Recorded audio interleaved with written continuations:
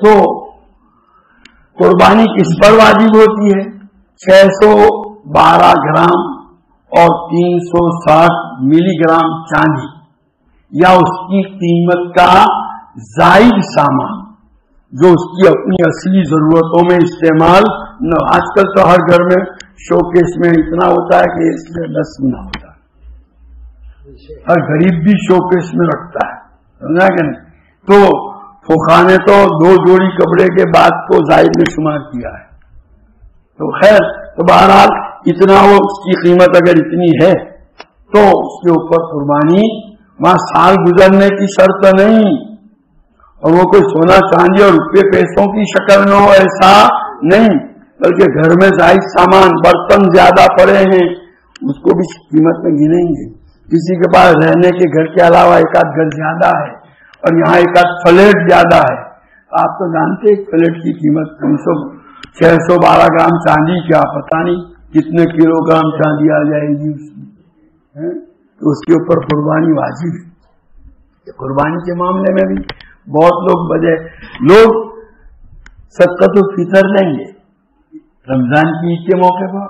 और उसी आदमी को जब यूं कहेंगे कुर्बानी, तो मेरे को कुर्बानी नहीं है, तो सदक़तुल फितर वाजिब,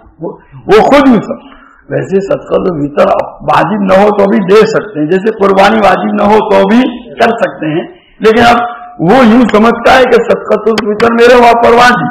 और उसको जब यूं कहते कुर्बानी तो क्या वे वाजिब नहीं, वो खुद ही अपना मसला गढ़ता है, मसला बताने वाले मुफ्तियों से नहीं पूछता। ये नहीं, कुर्बानी अगर वाजिब है और नहीं की तो हदीस में बड़ी वहीद आई, मन वजद सातम, कि जिस आदमी को अल्लाह ताला ने वुसाअत दी, यानी इतना जो शरीयत ने लाज़िम की कुर्बानी जितने माल पर उतना माल है, और उसने कुर्बानी नहीं की, वो हमारी ईदगाह में नमाज पढ़ने के लिए न आवे, मना फरमा, बड़ी सख्त वहीद है। इसलिए भाई कुर्बानी का भी एहतमाम होना चाहिए, समझना है कि नहीं? और हर एक देख लो अपना, अरे नहीं है अभी फौरी तौर पर तो कहीं से लेके अपनी मामूली जरूरतों के लिए मालूम नहीं क्या क्या करते हैं, इसका एहतमाम होना चाहिए। अय्याम तशरीक जो है, उन अय्याम तशरीक के अंदर जो है तकबीर तशरीक पढ़ी जाए। आप 8वीं ज़िलहिज्जा अरफा के दिन की सुबह सादिक पहले फजर से लेकर के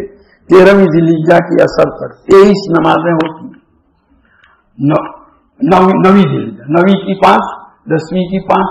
11वीं की 5, 12वीं की 5, 20 तो ये हुई, और 13वीं की फजर, ज़ोहर और असर, कुल 23 नमाजों में तकबीर तशरीक, अल्लाहु अकबर, ला इलाहा इल्लल्लाह, अल्लाहु अकबर वलिल्लाहिल हम्द, ये जोर से पढ़ना वाजिब है। हर फर्ज नमाज के बाद मर्द औरत जमात के साथ पढ़े या तन्हा पढ़े, मुफ्तादी कौल यही है। तो बहरहाल ये सारी चीजों का एहतमाम। अब देखो, आपसे जो बात कहना चाहता हूँ कि 3 दिन तो गुजर गए, भले न मालूम होने की वजह से आपने रोजे नहीं रखे, लेकिन अब जो दिन बाकी हैं उनके रोजों का भी एहतमाम करो,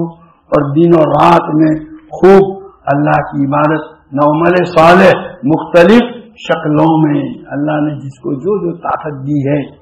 वह जिक्रुल्लाह की शक्ल में, तस्बीह की शक्ल में, दुरूद की शक्ल में जो है, और कुरान की तिलावत की शक्ल में, नमाज की शक्ल में, सदकात की शक्ल में, पैसे हैं तो गरीबों पर खर्च करने की शक्ल में, अपने रिश्तेदारों के साथ हुस्ने सुलूक सिला रहमी की शक्ल में, मुख्तलिफ शक्लों में जो भी